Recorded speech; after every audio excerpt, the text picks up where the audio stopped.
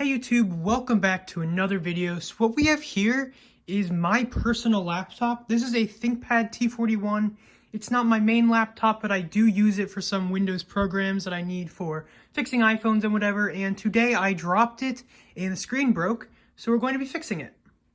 So luckily I didn't have to buy anything because I actually bought two of these in untested condition a while back and both worked. So I just took the screen from the other ThinkPad and I'm going to be putting it in here. I could swap the whole top frame, which would have been easier, but I want to keep my stickers that I have on the lid here. So that is why I'm just swapping the screen, even though it's a little harder to do. Anyways, let's get right into the video. So first I flip it over and remove the battery, and then I open the lid and begin to remove the screws that are holding down the screen frame.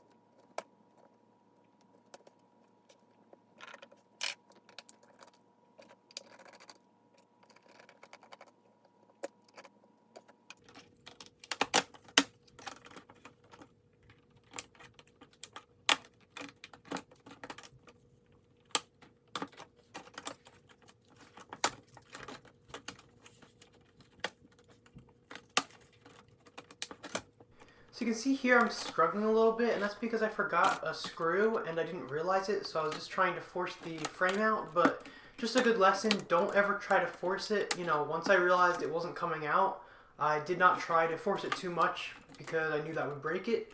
And I looked to see what was wrong, and as you can see, I'm removing a screw that I forgot to remove. So yeah, just be careful. If something is not coming out, there is probably something you did wrong, and you should investigate before you break the part.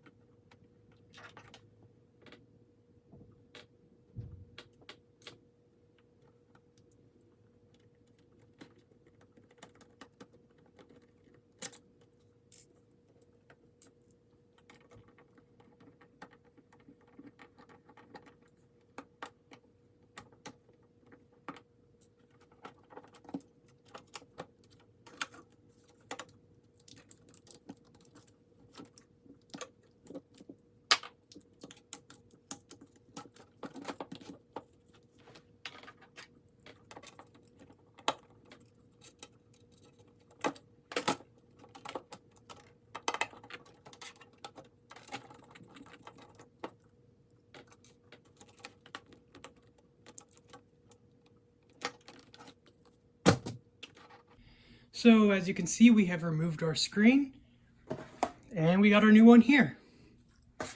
Let's install it.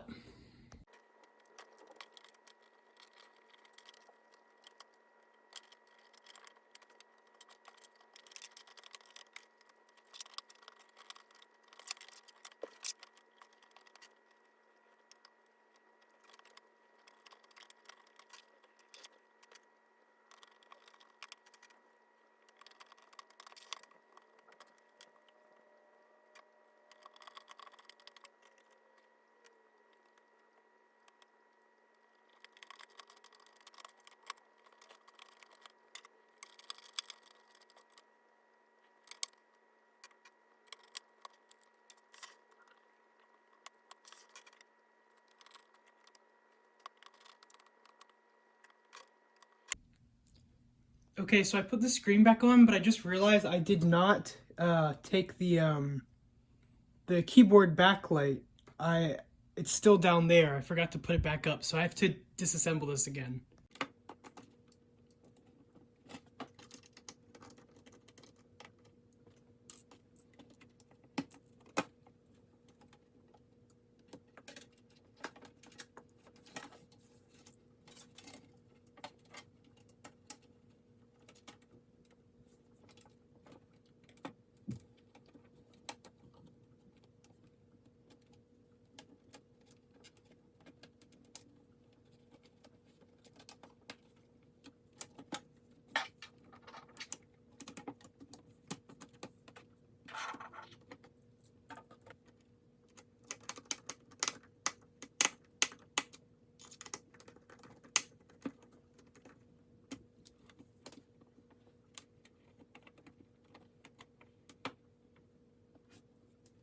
Okay, so before I put the screen frame on, I might as well test the display.